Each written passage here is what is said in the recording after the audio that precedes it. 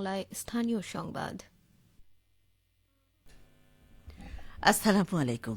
বাংলাদেশ বেতার রাজশাহী স্থানীয় সংবাদ পড়ছি শাহানা পারভীন।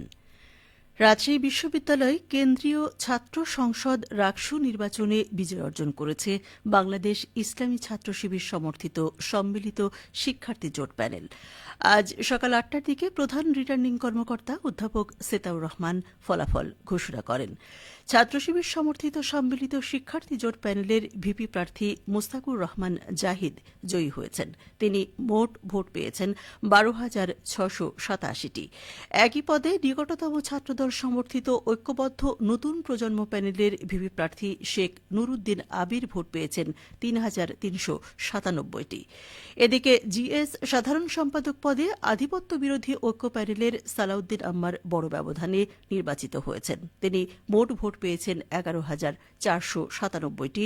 তার নিকটতম শিবিরের প্যানেলের জিএস প্রার্থী ফজলে রাব্বি মোহাম্মদ ফাহিম রেজা পেয়েছেন ৫,৭২৭ ভোট।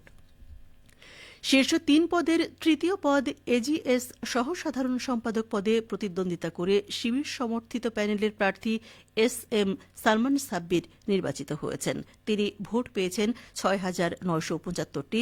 তার নিকটতম ছাত্রদল সমর্থিত প্যানেলের জাহিন বিশ্বাস এশা পেয়েছেন ৫,৯৫১ ভোট। রাজশাহী বিভাগের গণমাধ্যম কর্মীদের সাথে টাইফয়েড টিকাদান প্রচারণা বিষয়ক কর্মশালা অনুষ্ঠিত হয়েছে। আজ বিভাগীয় কমিশনার দপ্তরের কনফারেন্স রুমে আয়োজিত অনুষ্ঠানে সভাপতিত্ব করেন জাতীয় গণমাধ্যম ইনস্টিটিউটের মহাপরিচালক মোহাম্মদ হিরুনুজ্জামান। প্রধান অতিথি ছিলেন বিভাগীয় কমিশনার খন্দকার আজিম আহমেদ। সভায় জানানো হয়, আজকের শিশু আগামী দিনের ভবিষ্যৎ। শরীর সুস্থ না থাকলে তারা লেখাপড়া ও কাজে বল পাবে না। শিশুদের সুস্থতা জাতির উন্নতির সোপান। সারা দেশের ৫ কোটি শিশুর মধ্যে রাজশাহী বিভাগের ৫২ লাখ শিশুদেরকে টাইফয়েড টিকার উদ্যোগ নেওয়া হয়েছে। এ পর্যন্ত বিভাগের ২৫% শিশুকে টিকা দেওয়া সম্ভব হয়েছে। সভায় আরও জানানো হয়, টিকা নিয়ে সামাজিক যোগাযোগ মাধ্যমে অনেক মিথ্যা তথ্য প্রচার করছে। এই টিকার কোনো ক্ষতিকর পার্শ্ব প্রতিক্রিয়া নাই। এ বিষয়ে গণমাধ্যমকে বস্তুনিষ্ঠ সংবাদ প্রকাশের আহ্বান জানানো হয়। নাটোরের লালপুর উপজেলার অর্জুনপুর বরমহাটি ইউনিয়ন পরিষদের স্থায়ী কার্যালয়ের উদ্বোধন করা হয়েছে। গতকাল লালপুর উপজেলা নির্বাহী অফিসার মোহাম্মদ মেহেদী হাসান এই কার্যালয় উদ্বোধন করেন। এ সময় উপস্থিত ছিলেন উপজেলা কৃষি কর্মকর্তা প্রতিম কুমার হোড়, উপজেলা মাধ্যমিক শিক্ষা কর্মকর্তা ওয়াজেদ আলী মৃধা, এবি ইউনিয়ন পরিষদের চেয়ারম্যান গোলাম মোস্তফা আসলাম। এবি ইউনিয়ন পরিষদের চেয়ারম্যান গোলাম মোস্তফা আসলাম বলেন, ইউনিয়ন পরিষদের নিজস্ব ভবন ছিল না। আগাড়িপাড়া ইবতেদায়ী মাদ্রাসার ২টি কক্ষে ইউনিয়ন পরিষদের কার্যক্রম পরিচালনা করা হচ্ছিল। এখন থেকে ইউনিয়ন পরিষদের নিজস্ব জমিতে নির্মিত কার্যালয়ে ইউনিয়ন পরিষদের কার্যক্রম পরিচালনা করা সম্ভব হবে। উপজেলা নির্বাহী অফিসার মোহাম্মদ মেহেদী হাসান বলেন, নিজস্ব কার্যালয়ে ইউনিয়ন পরিষদের কার্যক্রম পরিচালনার মাধ্যমে জনসাধারণ তাদের নাগরিক সেবা সঠিকভাবে পাবে।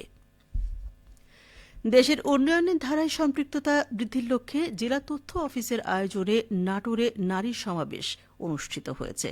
নিয়মিত প্রচার কার্যক্রমের আওতায় গতকাল নাটোর সদর উপজেলার বড়ভিটা সরকারি প্রাথমিক বিদ্যালয়ে এই সমাবেশ অনুষ্ঠিত হয়।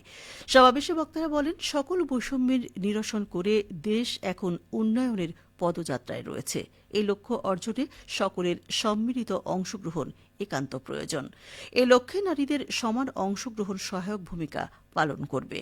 ডেঙ্গু প্রতিরোধ, টাইফয়েড টিকাদান, বাল্যবিবাহ প্রতিরোধ, মা ও শিশুর স্বাস্থ্য, শিশুর বিকাশজনিত সচেতনতা, মোবাইল ফোন ও সামাজিক যোগাযোগ মাধ্যমের সদ্ব্যবহার বিষয়ে সচেতনতা সৃষ্টির লক্ষ্যে সভায় বক্তারা আলোচনা করেন।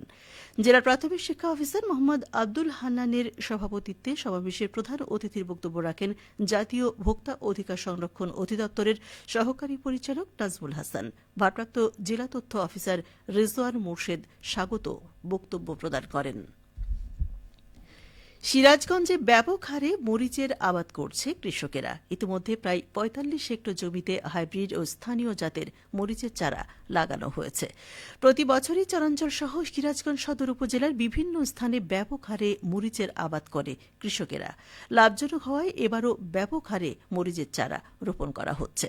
চলতি মৌসুমে সদর উপজেলায় মরিচ আবাদের লক্ষ্যমাত্রা নির্ধারণ করা হয়েছে 700 হেক্টর জমিতে। ইতিমধ্যে প্রায় 45 হেক্টর জমিতে মরিচ চারা রোপণ করা হয়েছে। এর মধ্যে শুধুমাত্র চরাঞ্চলে রোপণ করা হয়েছে 25 হেক্টর জমিতে। ভালো ফলনের আশায় স্থানীয় জাতের পাশাপাশি হাইব্রিড, বিজলি, মানিক, রোশনি, ফায়ারবক্স জাতের চারা রোপণ করছেন কৃষকেরা। সিরাজগঞ্জ সদর উপজেলার কৃষি কর্মকর্তা এস.এম. নাসিম রহমান বলেন, যমুনা নদীর চরাঞ্চল সহ সদর উপজেলাতে ব্যাপক হারে মরিচ আবাদ করে থাকেন কৃষকেরা। এবারও মরিচ আবাদকারী কৃষকদের কৃষি অফিস থেকে নানাভাবে পরামর্শ প্রদান ও উৎসাহিত করা হচ্ছে। সবশেষে আবহাওয়া। আজ দুপুর 12টায় রাজশাহীতে তাপমাত্রা ছিল 32.8 ডিগ্রি সেলসিয়াস। এ সময় বাতাসে আপেক্ষিক আর্দ্রতার পরিমাণ ছিল 59%। রাজশাহী পার্শ্ববর্তী এলাকায় আজ সূর্যাস্ত সন্ধ্যে 5:37 মিনিটে। সংবাদ শেষ হল। আমাদের পরবর্তী সংবাদ দুপুর 2:05 মিনিটে।